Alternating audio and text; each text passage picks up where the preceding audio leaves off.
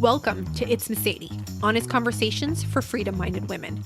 I'm your host, Meseidy, founder of Libertas Sisters, and every episode I invite a guest to discuss topics such as femininity, relationships, the culture war, self-reliance, politics, and freedom. And let's be honest, whatever else I'm in the mood for. So pop in those headphones, pour yourself a beverage, and settle in. Let's get this episode started. Today, I am so excited to catch up with my dear friend, Tiffany Poe. She is a powerhouse mother, entrepreneur, culinary expert, educator. Seriously, like the list of her accolades is kind of extensive and long. I'm so proud to call her friend. We've known each other for 9 years. And in that time, we've maintained communication, but we've had many life changes. Specifically, we're going to kind of talk about how Tiffany has managed some unexpected challenges, one that many of us have been living with, the pandemic, of course. And by refocusing and combining her expertise, life experience, and passion is embarking on a new adventure. And I believe that her story will resonate with many of us as we're all having to overcome unexpected challenges. So Tiffany, of course, I love you so much. I'm so excited that you're here. Can you believe that we've known each other for 9 years? Like I did the math. That's crazy. It's like, that's just crazy. We actually met during my culinary schooling time. She was an instructor and I was at the school and we connected through that. If you can just introduce yourself a little bit and kind of let everybody know a little bit about you. Oh my gosh. Well, I'm excited to join you. Like when you messaged me, I was like, yes, let's get together. It'll just be a great catch up for the last 9 years. And when you told me that, I was like, are you serious? 9 years? Like that's like almost a decade. Like we're getting old, except we're not. We're like 21 in our minds, right? So like, shut up. Right. No, in my mind, I'm 21, but my body is 41. And I'm like, wait a minute, what happened? Anyway, it's been crazy, but what a perfect time to reconnect with all the wonderful things happening in our lives. Tell me a little bit about like your background, like, cause I know you've been an educator. You've also did some entrepreneurial dabbling. On top of that, you're a mother that's managing multiple children. So just give us like a quick synopsis on that. Well, I spent most of my 20s, 30s in culinary, just all kinds of food. Like food was my language. I met my husband in high school and we got married when I was in junior college. And I was kind of focused on like pre-med track. Like I loved biology. I loved science fair. And it was about the only thing in my little podunk high school that I went to in northeastern rural Oklahoma that you could really do like for a career. I never thought of culinary arts. There was no like chefs in my life. Anyway, I never thought of being a chef, but when I was in junior college, I needed a job. And the best place to work in town was the local casino because they paid you like $8 an hour, which sounds like peanuts now. But then you also got to keep your tips, right? And so I was like, man, I can do that. I can be a server. Well, I went to apply for the job and the chef there was from New York, like New York City. And he came out and he interviewed me and he asked me some food questions, which I knew. And he was like, you're with me tonight in the kitchen. I was like, no, I want to be like a server. Like, so long story short, he kind of took me under his wing and trained me. And I was the only like girl in the kitchen. And after the first night of like knives and fire, and there was lots of cussing, and I was like, whoa, this is crazy. And I was kind of hooked. It was like a drug, except, I was the little, traditional church girl who didn't curse, didn't do anything of any ill will. And I was kind of like this sore thumb in the kitchen, but I fell in love with it. And he's the one who encouraged me to go to culinary school. And that's kind of how it all started. So you went to the CIA and then you also taught over at Oklahoma State, correct? Correct. Once you guys got settled in, you and your family ended up purchasing an Airbnb I keep saying an Airbnb. It is now. I know, right? A bed and breakfast, correct? We did, yeah. So I spent the next like 20 years after culinary school teaching junior college, private college. I taught in prison for 8 years. I taught at Oklahoma State. But in that middle short gap, I met a lady named Marie Drummond. And I met her through a kind of a crazy scenario. Her best friend was our homeschool director. So we've always been kind of the crunchy granola folks that have been homeschoolers before it was popular, before the pandemic. And when I met these students in my teaching career that had been homeschooled, and they just had this little different, like, je ne sais quoi. They had this little like antenna, sixth sense going on, that they had the like articulation of a 30-year-old and the common sense of like a 30-year-old, but they were in these 16, 17-year-old bodies. And I was just in like enamored with their skills because I had high schoolers, I had adult students in my class, and then I had these homeschoolers. So I was enamored. So I was like, I'm homeschooling my kids. Before you had children?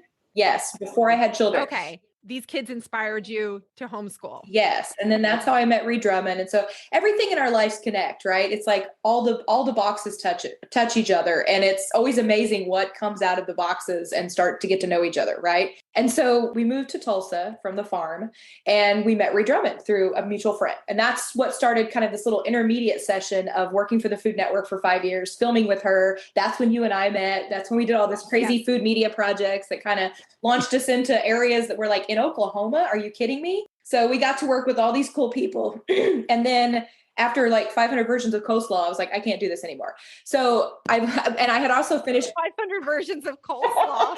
I think I was sitting there one day and I'd been working on my master's degree in the background, having babies, getting master's degrees, like working for Reed Drummond. It was crazy. It was awesome. Loved her, loved the whole thing. But I was sitting there working on another variation of coleslaw one day and I'm like, I can't do this anymore. Like, this is crazy. So a friend of mine had called me from Oklahoma State and said, we'd like you to come open this big facility that we're getting ready to launch. Why don't you come work for us? So I kind of saw that as my out, like my out with integrity. Because what do you do after you work for Reed Drummond? Like, you're like, okay, now what? Yeah. Well, it was funny because I went through the same, like I worked alongside you during that time. And your thing was coleslaw. My thing was like, I can't wrap anything else in bacon. Right? I have to find, as much as I loved it, all of us have to come to a situation, kind of like redirect your skills with something to move on to your next venture. So I know that you went and taught over at Oklahoma State. You started up that whole project over there. And at the same time, you had how many children when you bought the bed and breakfast? So we bought the bed and breakfast with 3 kiddos. We lived in the attic for 4 years. I mean, we totally like scrapped it. Like, it was super scrappy, super like, we bought the house. We opened it to the Food Network crew to stay with us. And then like 2 weeks after they left, we opened it as a bed and breakfast. And that was like 10 years ago. So we went super scrappy. Like, we had 3 kids. It was like a big slumber party in the attic of the bed and breakfast. And then all of a sudden it was like, wait a minute, what are we doing? This is crazy. And it was no longer fun after like the 4th kid and the 5th kid. So anyway, it just, at some point we were like, this isn't going to work forever, but it was really fun while it got started. Right. So, and then I started working for Oklahoma State, opened a big facility for them. Fast forward all that, everything's going well. Steven's running the B&B. We're having baby number 6. And, we'd walk through some trials. When I was working with Ree, I had one of my children went to be with the Lord, went to be with Jesus. It was a very sad situation. He had a knot in his cord at 36 weeks and was stillborn. And so that kind of just rocked our world. We had said four and no more. And then all of a sudden our baby went to heaven. And so we're kind of like in this shock and awe time in our life where we didn't really know what to do. And it's interesting how those things that you walk through prepare you for what you are going to do in the future, and you don't know it yet. But that was the time in our life where you knew me during that time. And that was crazy. We had just moved to Texas. I think you were pregnant with Riley. Yes. And I remember being in Galveston with Obed when I got your text message about what had happened. Yes. Which like broke my heart and everything. And then I think maybe like a week later, we were at a conference, weren't we, or something like that? Oh my goodness. I forgot about that. Yeah. It just popped into my head. And I remember telling you, you do not have to come. And I think you took it as like a little bit of a recovery time. I mean, you were at the conference, but I think you used it more as like sort of like a recovery and mourning time, which was, I think, is because you already had it planned. Yeah, I had it planned, and it was like a couple weeks after he had passed. And when something like that happens, people swarm in and they want to take care of you, and it's all good. And I remember looking at a few of my buddies there in Pawhuska and saying, I just need to get out of town. Like I'd already had that trip planned to be with you and be with Ree and all these friends. And I really was going more to like learn about the whole culture, because I had kind of fallen into this, like chefs don't read blogs, but I was in this blogger world. And then all of a sudden I'm like enamored with it. And I thought, oh, this is really cool. I'll go learn. And I remember you and Rebecca and several people were just so kind, but I used it as an escape, because you know how it is when you're a professional woman and you're just constantly doing things. And then all of a sudden your emotions get rocked. You go to the default of like what you do professionally, because that's your fix, that's your vibe, right? That's your that's Yes, your absolutely. strength factor. And so I found so much strength by being able to go and hang out with really strong women and really, compassionate women also, but also just to get my mind off of what had happened. So I remember that now. I forgot we went down to Texas. Yeah, well, when you were talking about it, I was kind of replaying the time in my head. I'm like, holy crap, she went to a conference afterwards. I just remembered that. Yeah. And it was very therapeutic. You blogger people are like Yeah. really therapeutic people. So Well, we love you so much. We're always like checking up on you and everything. And especially, I remember the last time that you announced that you were pregnant with Solomon. I'm like, Tiffany's having another baby. oh my goodness. So Oh, yeah, fast forward to that. I think that's when realized I needed like a whole nother life change. Like I was like, okay, I got to go do something else with my life. Right. So that's kind of where the OSU and the teaching, I'd always loved teaching, and I didn't have anybody to pour into. You know how it is. You got to have an audience to pour into, and then you got to have. yeah, you're definitely, as long as I've known each other, and we're close friends, but we could not be more opposite in that you are definitely an extrovert who like gains your energy from like giving and pouring out. And I'm much more of an introvert that I like get completely worn out when I do that sort of thing. So it always impresses me how I'm like, where are her batteries? Like where is she hiding what them? voltage is she working at right now? I have a Tesla battery in the garage. I just plug into it. I believe that you are consistently and always charged. So you get to Oklahoma State and you're teaching there. And of course you have the Airbnb, I'm calling it an Airbnb. That's okay. Call it whatever you want. I keep saying that. It's like the default. It's like what everybody says now, instead of just saying like the bed and breakfast. And then unfortunately, during this time, you also had another property next to the bed and breakfast that you guys were renovating. Is that correct? Yeah, we had bought the B&B, we renovated it, we lived in the attic, and the house next door was this beautiful old 1920s house, but it had been a kind of a charity that Rhea and Ladd had owned. And I called her one day and I was like, I need to buy this house from you because I need to fix it up and live in it. I can't like live in the attic anymore. And so she said, okay, great. I'll sell it to you, blah, blah, blah. That was done. We started renovating it. We got pregnant again. It was like, we kept, every time we added a new season of our life, we added another baby. And so we're in the middle of it. It's all going good. And then, I was actually traveling for Oklahoma State during that time. And I was on my last business trip before baby was due. And Stephen calls me and he said, Mom and Dad were in a car wreck today. And I was like, oh my gosh, like, are they okay? What hospital are they in? And he's like, no, they're gone. And I was like, what do you mean they're gone? He's like, they're gone. They both died. And I was like, no, like, so I'm sitting in this bathroom in the middle of Napa Valley, California, crying, 8.5 months pregnant. And my husband's parents had been in this horrible car accident. And so they were gone. And I flew home that night, got a red eye out and got back home. And we went through the ceremony and everything, and it was all over. And we were just sitting there like, did this really happen? This is crazy. Like we kept waiting for them to show back up. Like they were these incredible people in our lives that they were helping us renovate the house. That's actually where they were headed that day, was out to see us. So the guilt, the emotion, obviously being pregnant, the fact that they were gone, they were just gone. And so we sat there like, we've gone through loss, but this is a different kind of loss. Like this is a stability loss, where we feel kind of like the ground was kind of knocked out from under you, because I know you guys were very close with them. Yes. They were like a stabilizing force in your family. And to have someone so unexpectedly taken away from you during a vulnerable time for you because you're pregnant. Yes. And on top of that, they're on their way to help you out. I can only imagine the difficulty of having to process that, Right. And then, I've had to deal with loss of my husband's father when he passed away, and my husband's family, but it was a little more expected because he was sick. Right. And I am always fascinated when you have to encounter a loss, the different degrees.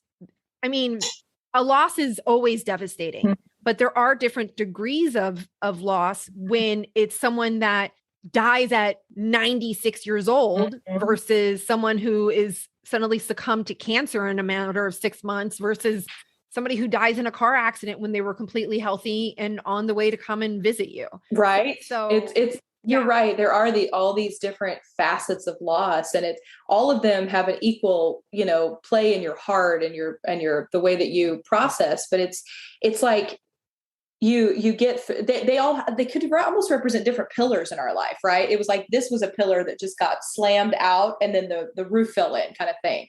Yeah. And so that's where it's like, okay, what do we do with this? Right. That's when you throw questions up to heaven and you're like, really, right now? Like this is not what we talked about. Right. And so we don't have enough stuff going on. Could like the timing was not good with this. Could we talk about that for a second? God and I are always having those conversations where it's like, excuse me, this is not what we talked about. Of course, it's always an interesting response, but anyway, so Stephen and my husband and I kind of process through that, and we get through it. And then, we kind of start going on with life again, right? You just have to pick up and move on. And, we were headed to Thanksgiving, and the baby wasn't due until December. We were all excited, and I had noticed that he was a little different personality of a baby than what my other babies had been. And I didn't think much of it. I was really busy. I was running the program at Oklahoma State. I had 300 students, had 100 employees. I was just making it happen. I was just being Chef Poe. Right. And I went for an ultrasound the day before we were prepping to do Thanksgiving. And the technician says, there's something wrong. She said, there's a lot of fluid on his body.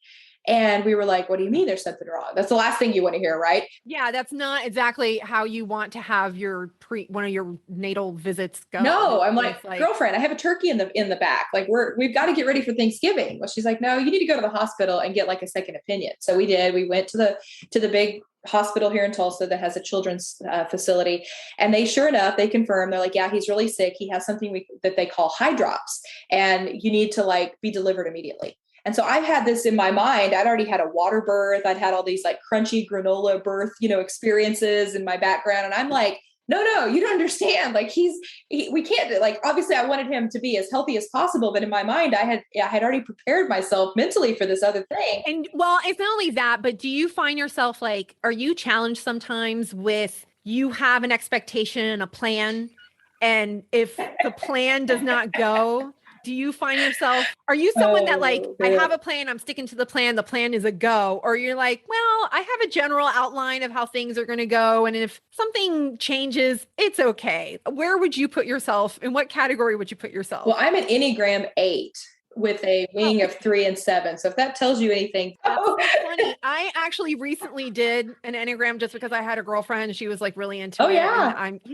I'm actually the opposite of you. I am not crunchy. I am not with a lot of feelings or anything like that. You know what I mean? But I also popped up as an. Nope. I could have predicted that. Oh yes, I could have predicted that. And I don't remember what my wings were, but I also popped up as right. We just challenge everything, which is why we're so perfect in the roles we're in, because it's like, oh, you want to talk? I can challenge you. Let's do that. So that's why a lot of women that are 8s are naturally gravitated to culinary and to being a chef, because it allows you to form an autonomy within your discipline and your profession, which is interesting, isn't it? And you can challenge everything. You can ask questions, and you can be, you can challenge the authority. So I think I've always been. So you get challenged with your birthing plan, not going to plan. Exactly. Right. But also being like, Tiffany, your baby, come on. And so we found ourselves in the hospital, completely, vulnerable, and God took over. And when I say that, I mean, we're faith people. We have everything we do in our life is comes from a compass of faith and from our relationship with God. And God took over. And we could not have asked for a more seamless, beautiful transition. Now, he was really sick. He almost died. I don't want to negate that. He had a 5% chance of survival when he was born. And so we went into that scenario, not knowing, not having Stephen's parents there, my mother was a incredibly talented nurse. She had been a pediatric nurse, a mental health nurse. She had just been a nurse for 20 years. And so I'm of all the times I needed her in my life, right? And so our little boy Israel was born, and he was rushed to the NICU. And I was sitting there on the operating bed thinking, this is not my story. This cannot be happening to me right now.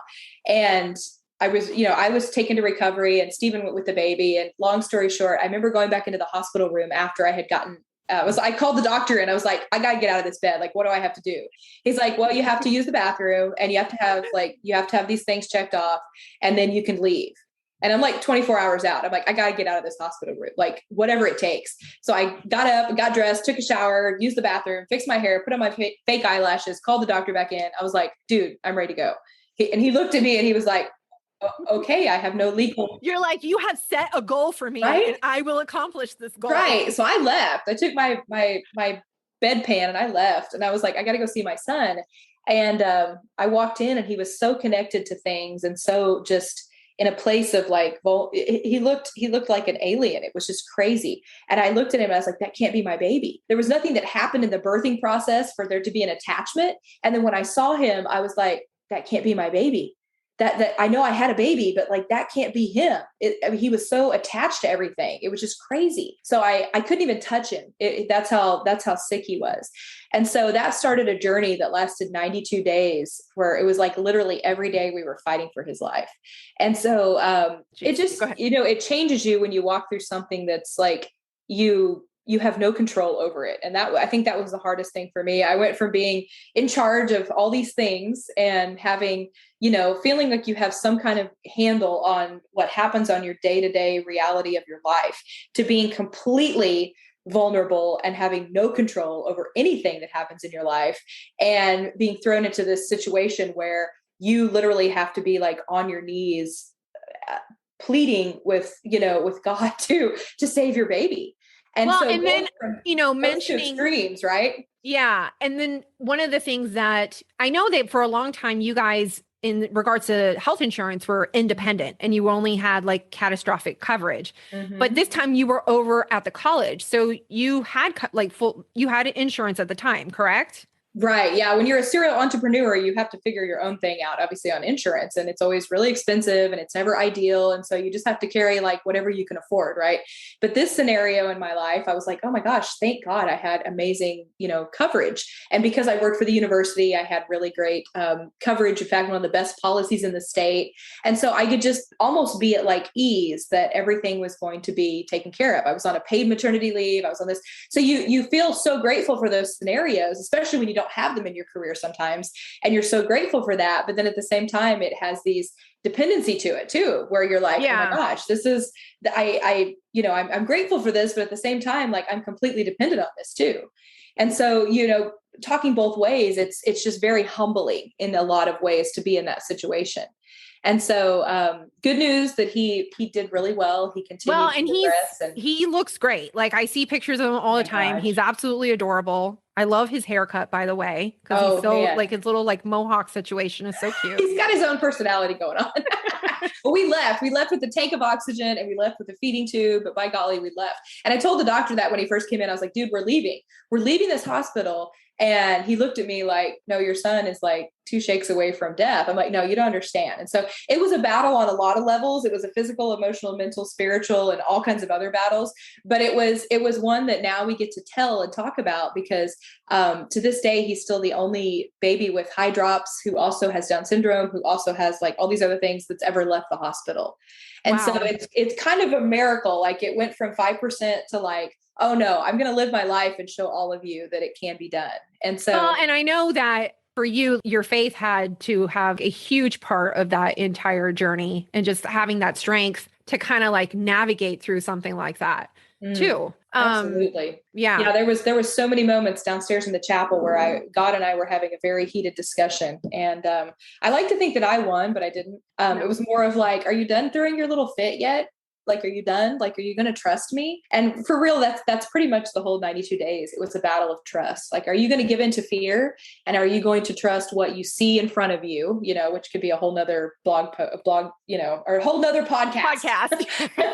Are you going to trust what you see in front of you? Or are you going to trust the underlying truth in the situation, which is that I have you and I'm going to do what I do in your life. And I'm going to take you to places that you can't see right now. And I'm going to heal your son. So anyway, there's a lot to be said about that. That could be a whole nother conversation, but that's the biggest battle we usually face is, am I going to give into the fear that I could give into that's right in front of me, that looks very real and very evident and like a big boogeyman? Or am I going to say, no, that's not what we're doing. Instead, we're going to settle and we're going to look at the truth. We're going to look at very, very solid foundational principles that have been around a lot longer than we have. And am I going to tap into that faith that says that this is not where I have to be long term? And so, so that's a whole nother, that was a practice session for what was coming. Yeah. Well, exactly. Cause that was what I was about to say, because Israel is a huge part of where you ended up. So it was very important to share his story and how he came into the world. But now, like you've had him, you're at the college, and 2020 happens. The infamous year of I was about to say of 1920. Right? It feels like it was back in the day, right? Like that's when you start, like you realize you're kind of on the other side of it, but you're not, when you start referring it to like the 19 whatevers. I know. It's just, I think we've all been a little traumatized by anything from 2020. And honestly, it's just continued to move its way through. But everything starts to shut down. So you have your teaching, you have the bed and breakfast, you are remodeling this house next door that you guys are living in, correct? Because you're living in it while you're updating it. You've had this baby with all of these, challenges, and a pandemic decides to hit.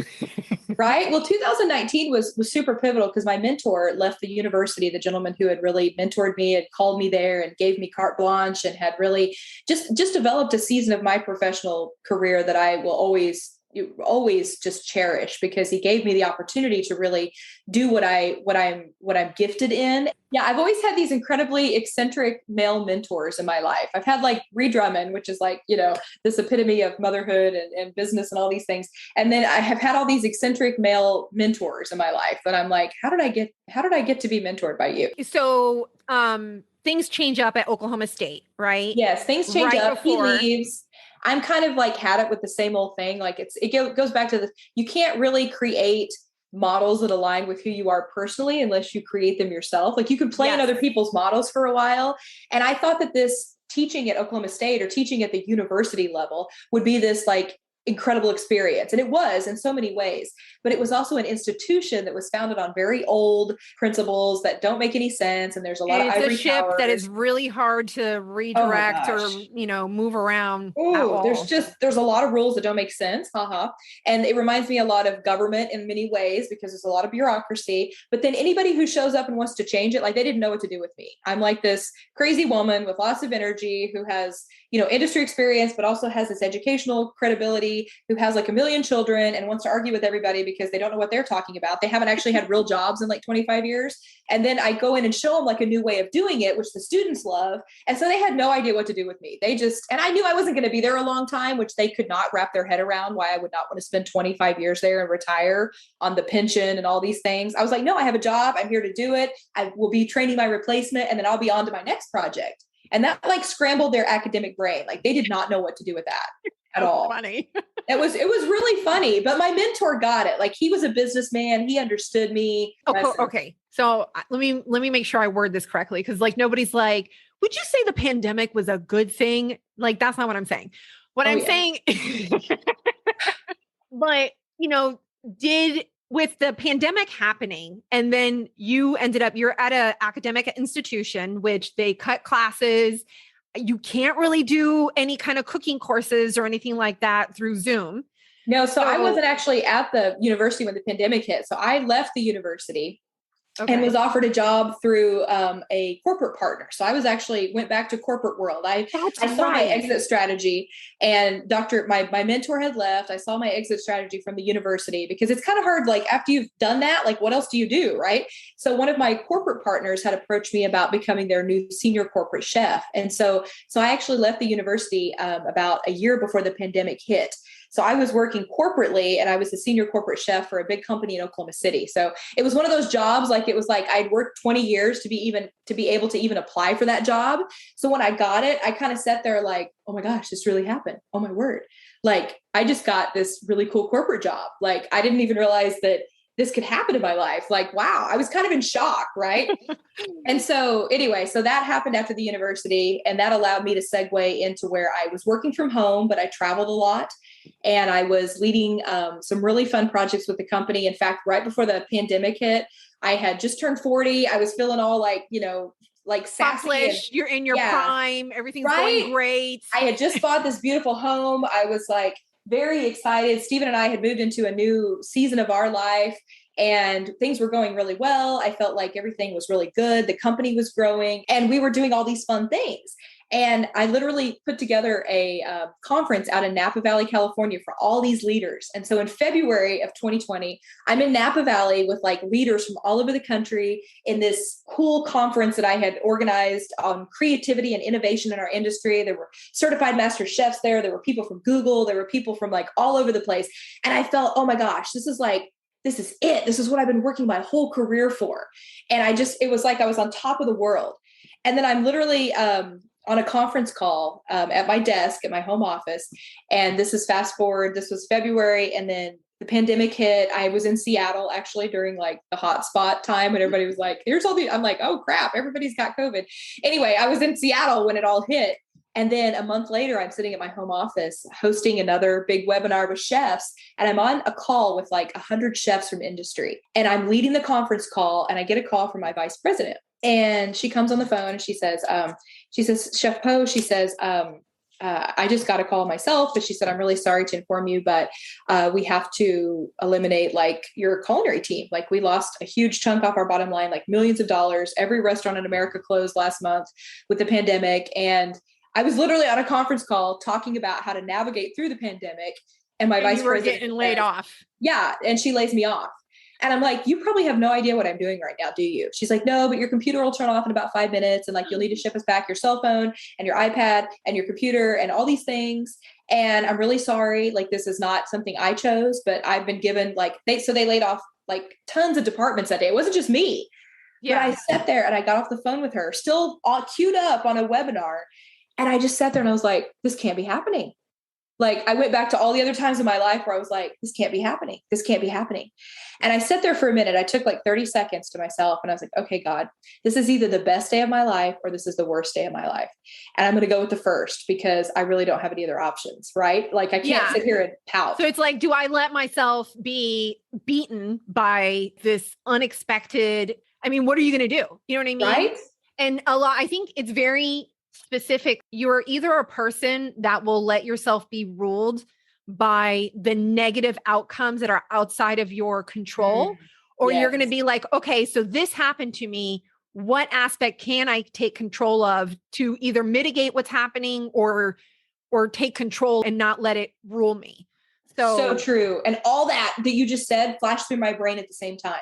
Yeah. And some of the people I was on the phone call with, Meseidy, I had known for 20 years. They were people who were my professors in the culinary school I went to in New York, who I now got to invite back to do business with me 20 years later on the call with this company. And we had projects and plans. And so I'm like, I can either show up as Tiffany Poe and be the person that I've always chosen to be, like not always easily, but I've always made that decision to go ahead and be that person. Even in the background, I'm kind of screaming and crying and kicking and throwing a fit. I've decided to just go ahead and show up and smile and make it happen and choose to be that person. Or I can just slink away and not have the conversation. So I held the webinar. I didn't even mention the company. I was like, whatever. I'm like angry with you right now. All my other stuff turned off. Like, I am not promoting you. You just I'm not promoting you today. You're on my poo list. Anyway, I held the webinar, and at the end, I told all the chefs. At the end, I was like, well, this is the last project I'll be doing with this company. But because I just got the phone call before the webinar was to lay me off. So I no longer have a job. But let me know how you all are doing. And hopefully we can do and they were all like, what? What did you just say? I was like, yeah, I'm pretty much like unemployed for the first time in 25 years. So if you guys have heard of anything, and I'm just kind of still in shock thinking, if you guys hear of anything, let me know. And of course, they're all hoping they don't lose their job too, right? Yeah. And I turned my computer off and I just sat there and I was like, God, you know that I would have never quit on my own. So you're either setting me up for something so big that I can't even process it yet, or you're just giving me some time off. One of the two. And either one I'm okay with, or both. But I'm just going to trust you. That's something that a lot of us kind of need to hold on to, like to be able to process that as something being done to you versus something that maybe it's an opportunity, a situation that is just unexpected. And how are you going to walk through that door and accomplish it or take control of it? You know what I mean? Or find a way to benefit from it, as opposed to going into the default of, well, like throwing up your arms, like, well, this happened and this is crappy. And like, you would need someone to tell you what to do next. Right. You know it's like, you can always pick to be the victim or the victor, either way. So now you have been laid off. You haven't had Solomon yet, right? Oh, no. Like, how many children do you have at home right now? I have 6 at home. I had 5 at the time. And so you have 5 children at home. Mm-hmm. You have been laid off. I carried the benefits, the insurance, the 401k, everything for the family. We're in a pandemic, which is like in the middle of the pandemic. Yeah. Other thing. We had just closed our bed and breakfast a month before. So we didn't have our entrepreneurial income, because our bed and breakfast is in a micro tourism town that all functions around, everything that's happening there that would be tourism, and tourism was shut down. So you're getting hit by losing a job. Your tourism industry is down. Right. You had a plate full of challenges. Yeah. How did you get through the pandemic? Well, I'm going to be honest. I sat there at my computer and I was like, okay, like I trust you, God. This is crazy, but I trust you. And I shed a few tears. I'm not going to lie. And I said a few things that I probably shouldn't have said. But after the anger and the emotion drained, I had to go downstairs and tell my family. And Stephen was downstairs with the kids and everything. And that was harder than being laid off, because at first I was like, you can't lay me off. What do you think? Like, there was all those defense mechanisms, like, you don't understand. Right. And then you realize, oh my gosh, it just happened. And then there's all these cycles. And I thought, I still have to go tell my family downstairs that I just lost my job, and that we don't have insurance after next month, and we don't have all these other things. And like, I don't know what we're going to do. But then you start realizing, like, wait a minute here, I am way more powerful than like what this one decision or this one circumstance is giving me. Like, I've got some junk in my trunk, right? I've got some tools to be able to like get through this. Like, I'm going to have to get scrappy, but we're going to do it. So I just kind of mustered up the nerve and went downstairs and told the family. And I was like, I don't know what this means. I don't know where we're going, but here's the deal. We've never been left hanging. God has never left us high and dry. He's always provided, and we're going to get through this. It's going to be great. So we kind of just said, you know what? That maybe what an opportunity to take some time off, to like relax, to like say, do we have to do all this stuff that the world tells us we have to do? Do we have to have all these things going? And do we have to have this happening? And do we have to be doing all these things in our spare time?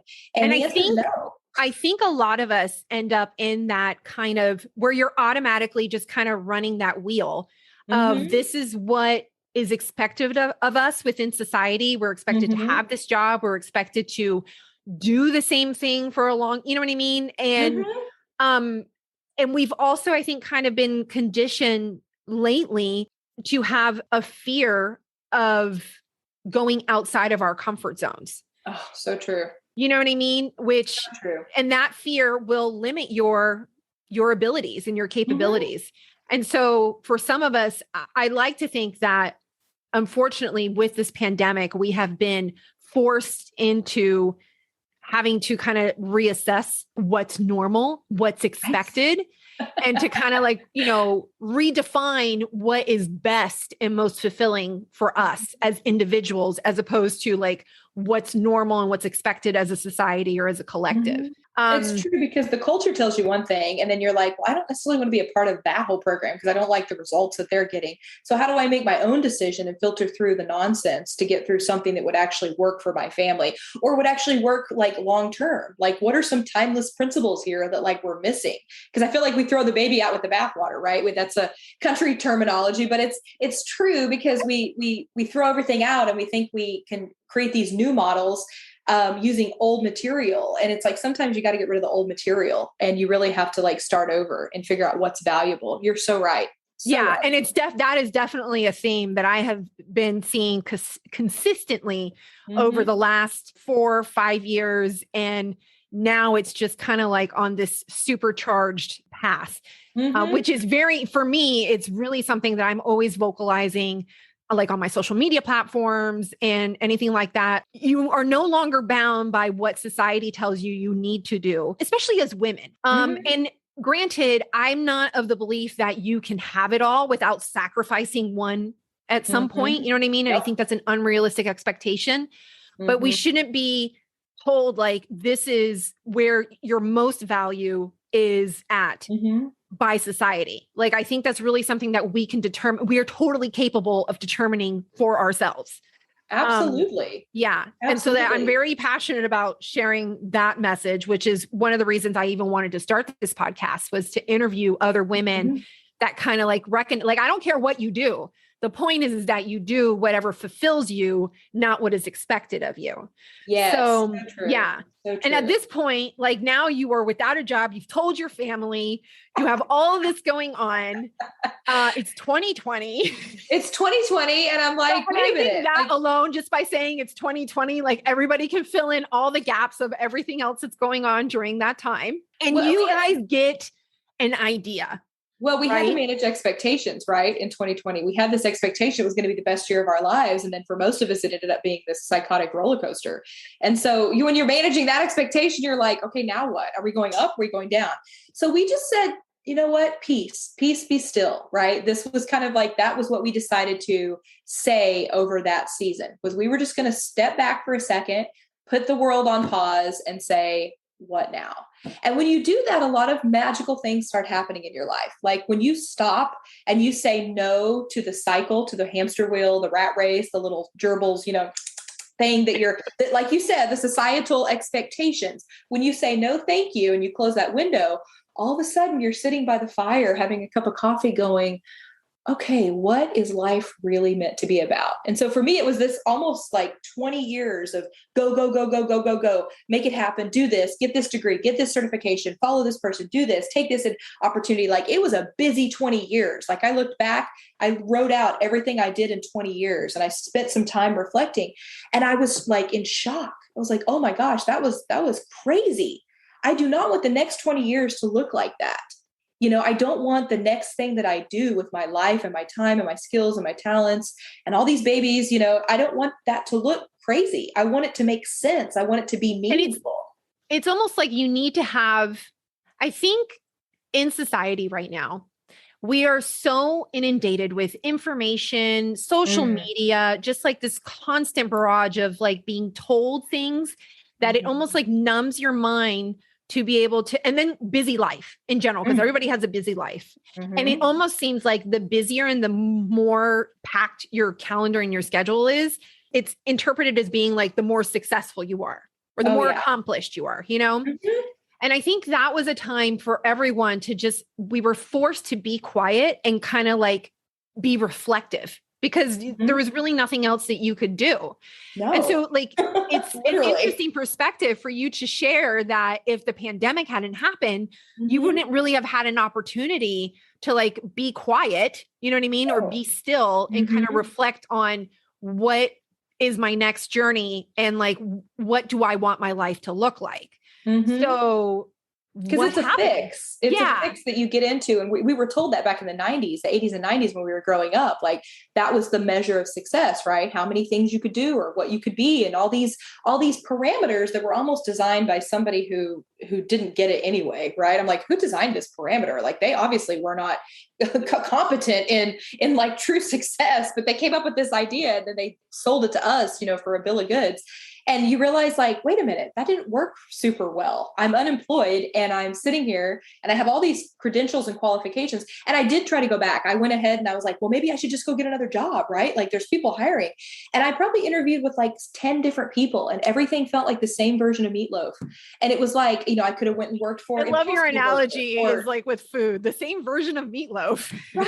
It's like, well, everything's food in our brains, right? It's like, okay, this is every analogy, every parable involves food, Meseidy. So I went back because I was like, I'm not going to be on unemployment. Like, I'm not going to do this. And I'm a self-made woman, and I had all these narratives in my brain. And it was like something inside of me just said, calm down, have some peace, just rest. The word rest was like bubbling up inside of me every time I tried to like hit the wall and go. And I was offered some opportunities. It wasn't like I was just interviewing with no success. I interviewed and they would offer me the position and I would go to take it. And it was like, oh, I almost wanted to throw up because I realized that it was going back to something that wasn't meant to be anymore. And so I kind of officially retired myself. At the same time, the ACF, who's our culinary federation for the professional organization we're in, they gave me this award. And it was almost like the still small voice inside of me was like, it's okay. You've done what you set out to do. Like normally you receive this award when you're like super like old. And so I was like, what is this? What are they trying to say to me? Like I was flattered, but I was also kind of like, I'm not done yet.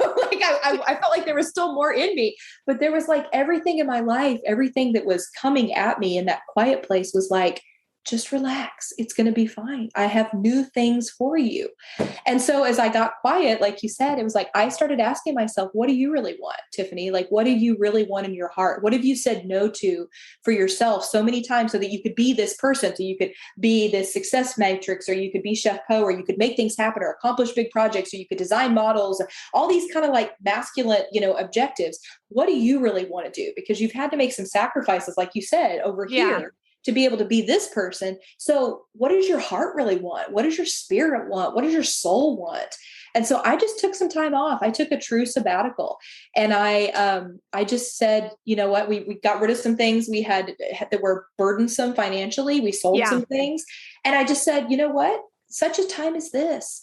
And when I got quiet, the little things that came up, the little blossoms that bloomed in my soul were like, if I'm being really honest, I really want one more baby. Like, people tell you when you get older, they're like, oh, you can't do this. And everybody tries to tell you what to do with your children, right? Or what? I go, oh, have you done this yet? Or have you done this? Or can you do this? Or whatever. And you're like, whoa, none of your business, right? None of your business, people. Like, it really is none of your business. It really is none of your business. Like, thanks for coming. We have a treat for you on your way out. Don't fall. Bye-bye. So you have to get rid of all those other voices and then get true to like what you really want in your heart. And so we did. We were like, we're going to have one more baby. I don't care if I'm 40, I'm going to have another child. And of course, then everybody comes out of the woodwork and all the trolls have their opinions and, oh my gosh, you're too old, or you just had a C-section. You're not going to have a successful birth now. And just all these really cruddy things. And so we got really good in that season of just shutting out the nasty and the negative and those voices and just coming in and centering ourselves in a place of like faith and joy and happiness and life. And so we got pregnant with our seventh baby, Solomon, and his name means peace. It actually means shalom in the Hebrew. And I don't think that was on accident. Everything about his birth, his pregnancy to his birth to his, now he's 6 months old. This whole season has been an ushering of peace. And when you usher in that peace in your life and you create space in that garden of your life for peace, new things start popping up that you would have never allowed to grow before. And I'm using the farming analogy because that's kind of where we're headed now. Is we just decided to when we got quiet as a couple, we put everything we owned on the market, like everything.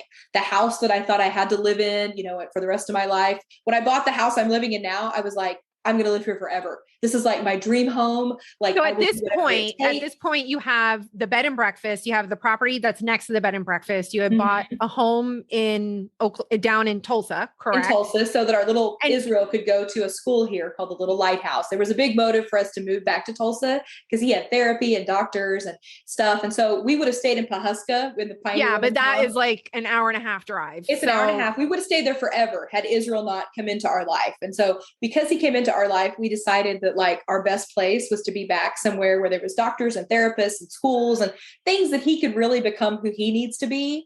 And so we moved to Tulsa specifically for him. And you also had some land, correct? Yes. Stephen had a property near Grand Lake. And so he had a farm that his grandpa gave him as a gift for taking care of him in his old age. And so we had collected all these properties. Like, I'm like, where did all these come from? So now I want to know, what I want to know is you're in the midst, like you've gone through all this, you've been laid off. We're in the midst of a pandemic. Yes. I'm assuming that you guys are using those properties up in Pawhuska help you get through the pandemic. Because once everything started to reopen and stuff like that, they were able to be rented out. Yeah, it was a slow move back, but it's, eventually everybody started coming out of their caves and everything was like, okay, I think we're going to be able to make it. You're like, I think I can come out now. Right. But I remember when I got the announcement that you guys were starting this new project. And this is, I want to give you, because, we're kind of getting towards the end, but this was all like the buildup. You know what I mean? Because I'm just so impressed with during this time, like we all have had the experiences of the pandemic. Like that is something that we have had collectively. But how we have dealt with those challenges is very individual. Not only like how you deal with the challenges that were caused by the pandemic, but how you deal with the pandemic itself. It's all an individual story. And it was very important to me. Like I wanted you to share your story partly and kind of sharing how you processed everything to, maybe inspire someone else to venture into whatever their dream might be. Because if anything, there is an opportunity right now to do that. Oh, and then I remember, so after all of this is going on, in the midst of all of this is going on, you announced this project, which I was like, where are her batteries? Like this family, and it's not just you, because Stephen is a huge part of this. He's a huge support. Oh my gosh. He's the impressive one. Yeah, like exactly. It's like you guys are really a team and you've come together for this project. And since we're kind of coming to the end, I really want to give you an opportunity to share that project because I was like, what are they doing?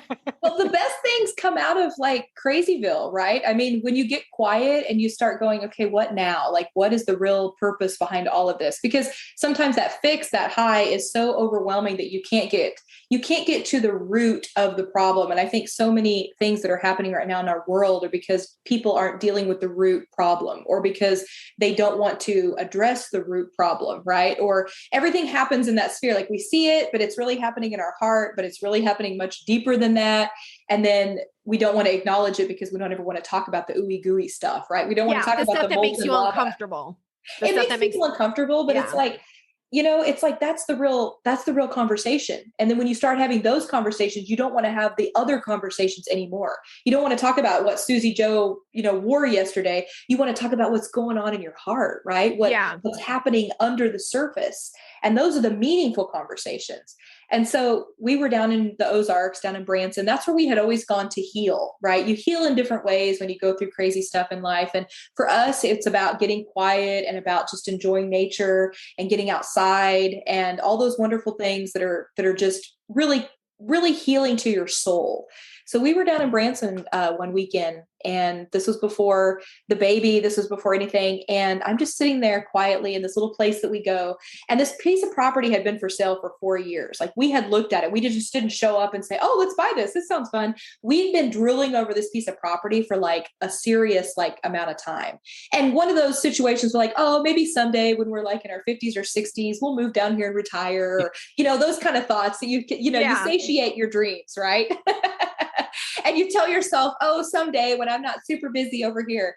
Well, all those excuses were gone. And we were sitting there and it literally came from a prayer. It came from, I'm watching Israel crawl up this slide. And he had only started walking like a couple months before that. But then when he started walking, he turned into, terror on wheels. And so he's crawling up this slide and sliding down and going over it again and again. And I'm just sitting there in the grass watching him. And it kind of came from this prayer, like, God, thank you so much, for Israel and for his life and for getting to watch him grow up and become this super cool human. Is there anything that I can do to say thank you? Like when someone buys you a gift or something, you're like, oh, thank you. But can I make you dinner? Like, can I just do something to show you my gratitude? Right. Especially in hospitality, we're like people of reciprocating gratitude people. So I kind of just was like, God, can I make you dinner? What do you offer to God? Right. Other than your humble, thank you. And I'm sitting there and I'm like, is there anything that you want me to do? Or is there anything I can do for you?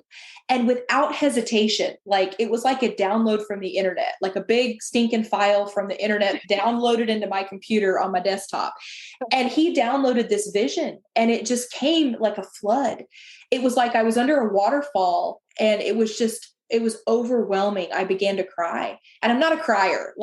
I'm a crier. No, I know. I You know. know, like, We're both not criers. yeah, Like like it's just, don't talk I to don't me have about time that. for it. I don't have Yeah, time like to cry. there's no tears in the kitchen. Like, suck it up, girl. So I'm crying like a small child. And I'm like, this is too much. Like, I can't, this is overwhelming. So I shared it with Steven.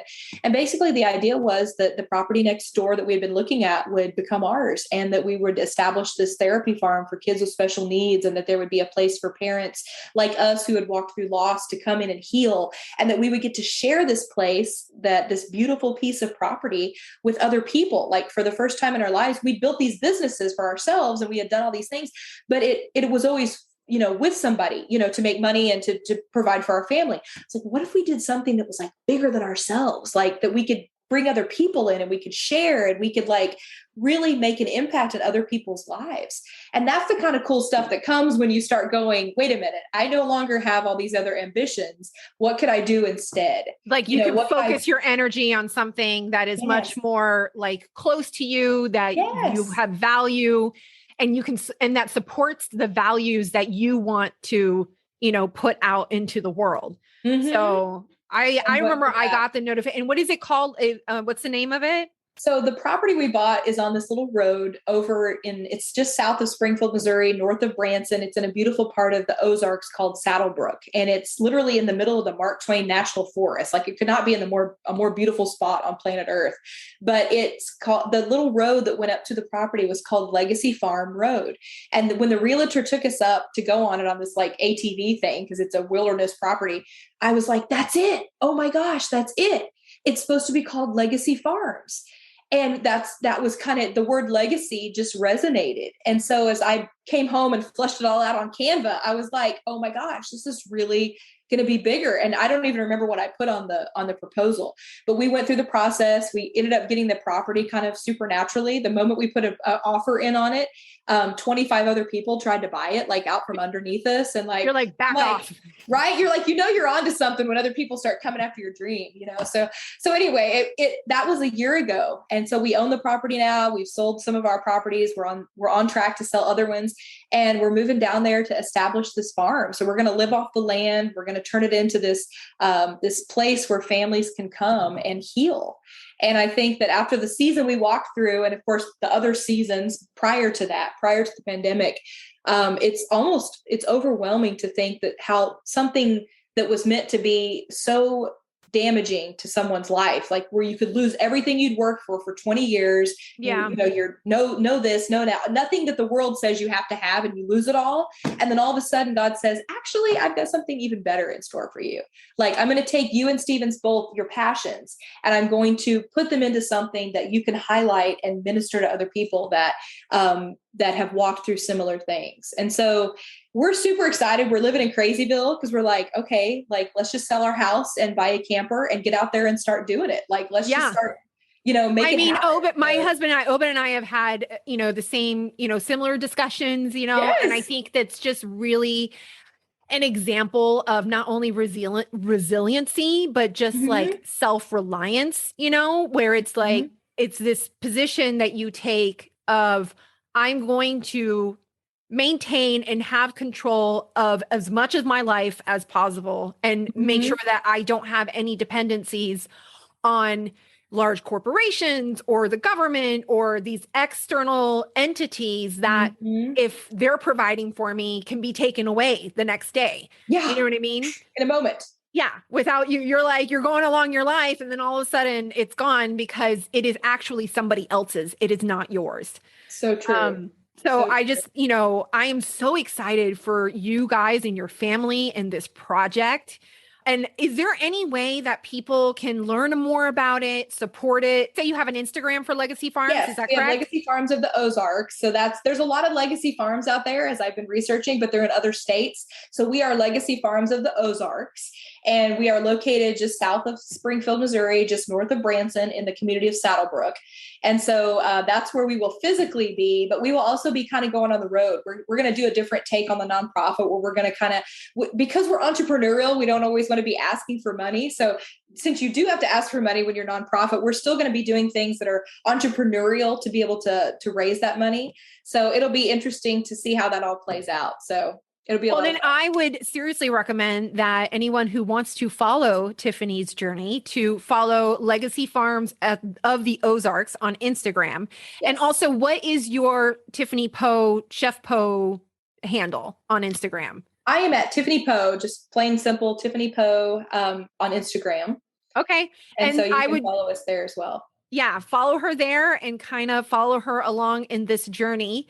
And I am so glad that you spent some time to hang out with me. When I wanted to start this podcast, I was like making a list, because like nobody knows my podcast from Joe Schmo yet, so I'm approaching people that I think have interesting conversations or interesting stories, I should say. And you definitely, you were like popped. I was like, I got to talk to Tiffany because she's just got the full package. And I really think that your message will resonate with this audience, the expected audience that I have. I love it. Well, and I'm yeah. excited to hear more of your content. It's always exciting. And I want to do more things, obviously, with like promotion and stuff. It's kind of like, okay, what do you do? When you start a new endeavor, you're like, okay, what to do? So where do I start? Right. Where do I start? And with your podcast, I think it's going to touch a lot of people. And I think there needs to be some new podcasts with some new genres and some new conversation, because the more and more I'm listening to what's happening, a lot of the rhetoric sounds the same. And it's like, wait a minute, this is not representative of us all. So I think that you are doing an incredible thing with this, and I can't wait to hear more. Oh, thanks. Thank you so much. But we will be open to the public too. So that'll be exciting when we get things rocking down there. We're going to have a farm stand. We'll have like animals, and there'll be walking trails and things. So it won't just be a nonprofit for like families that, are in the healing season, but it will be like open to the public as well. So it'll be exciting. That's awesome. Well, make sure that you follow Tiffany on at Legacy Farms of the Ozarks and at Tiffany Poe on Instagram if you want to follow her journey.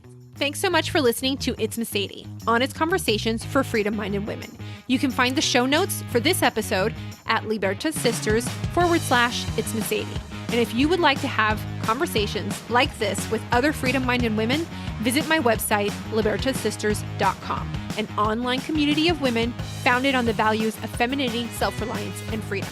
You can also connect with me on Instagram at It's Meseidy or join my email list. And if you're loving the podcast, I would be so honored if you would go ahead and hit that subscribe button and leave me a 5-star review. Until next time, stay free and stay honest.